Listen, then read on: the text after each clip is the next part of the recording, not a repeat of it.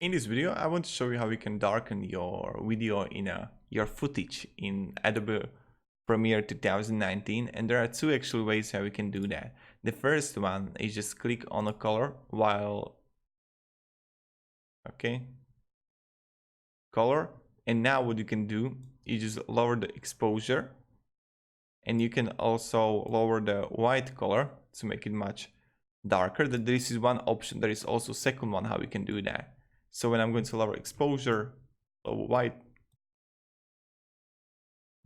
and let's get back.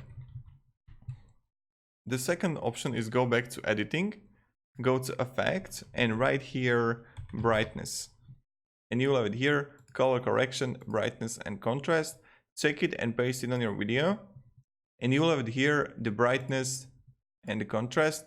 And what you can do is lower the brightness level. And as you can see, it's much darker.